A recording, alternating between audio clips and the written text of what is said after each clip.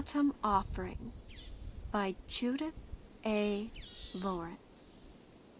I shall be autumn this Halloween, with leaf-draped skirt and folds of boysenberry velvet wine flowing to the ground, brown-stained face, eyes rimmed in gold, nails dripping sunset, a crown of twigs to cover my head.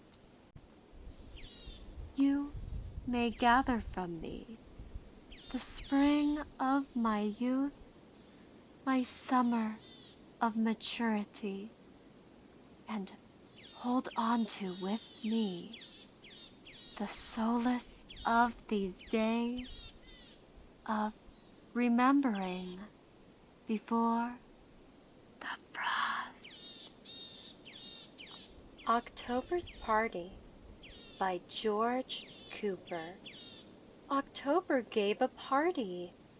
The leaves by hundreds came, the chestnuts, oaks, and maples, and leaves of every name.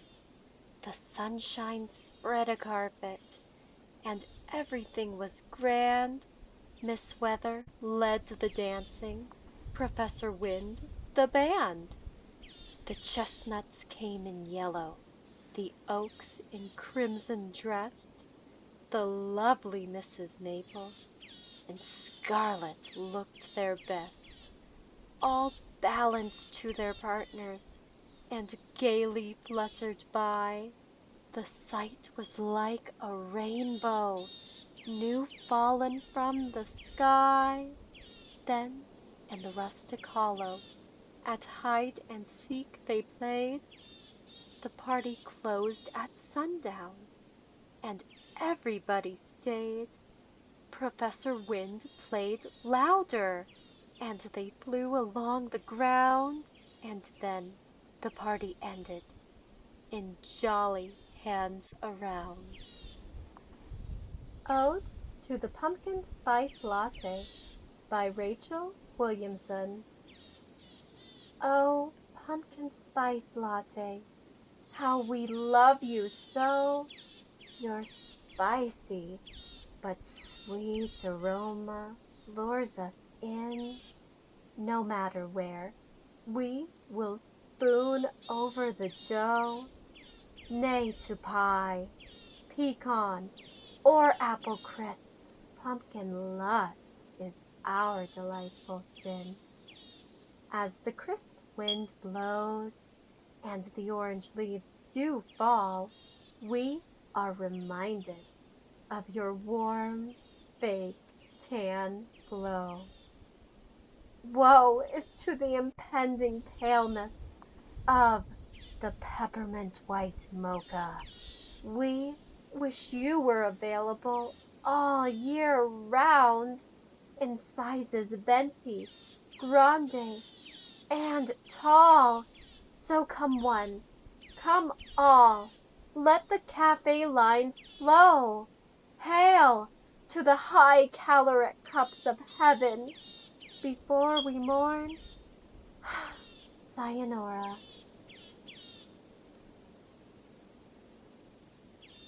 Theme in Yellow by Carl Sandburg. I spot the hills with yellow balls in autumn.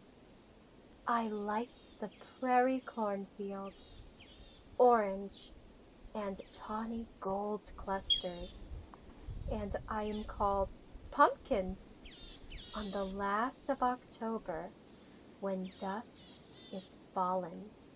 Children join hands and circle round me, singing ghost songs and love to the harvest moon. I am a jack-o'-lantern with terrible teeth, and the children know I am fooling. Riddle, What Am I? By Dorthy, Aldis. They chose me from my brothers, "That's the nicest one," they said, and they carved me out a face, and put a candle in my head, and they set me on the doorstep. Oh, the night was dark and wild, but when they lit the candle, then I smiled. October by Robert Frost. Oh, hush, October morning mild, thy leaves have ripened to the fall. Tomorrow's wind, if it be wild, should waste them all. The crows above the forest call. Tomorrow they may form and go. Oh, hush, October morning mild. Begin the hours of this day slow. Make the day seem to us less brief, hearts not averse to being beguiled. Beguile us in the way you know. Release one leaf at break of day. At noon, release another leaf. One from our trees, one far away. Retard the sun with gentle mist, enchant the land with amethyst. Slow, slow. For the grape's sake, if they were all whose leaves already are burnt with frost, whose clustered fruit must else be lost. For the grape's sake, along the wall. Jack-o'-lantern Village by Marguerite, Gode. Jack-o'-lantern Village lies somewhere in between the last gray wall of twilight and the dark of Halloween. Its streets are dim and winding, its houses weirdly bright with pumpkin lamps that flicker in yellow candlelight. If you should ever find it, as children often do, you'll recognize the cauldron of witches' magic brew. You'll hear the lone owls hooting, the black cat's mournful cries, and every shadowed corner will sprout with gleaming eyes.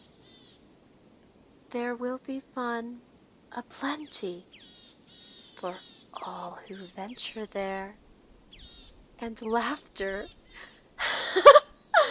will run riot upon the misty air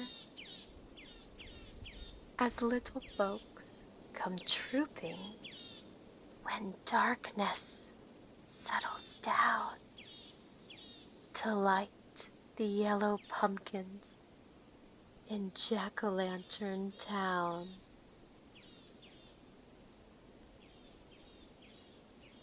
Late October by Maya Angelou.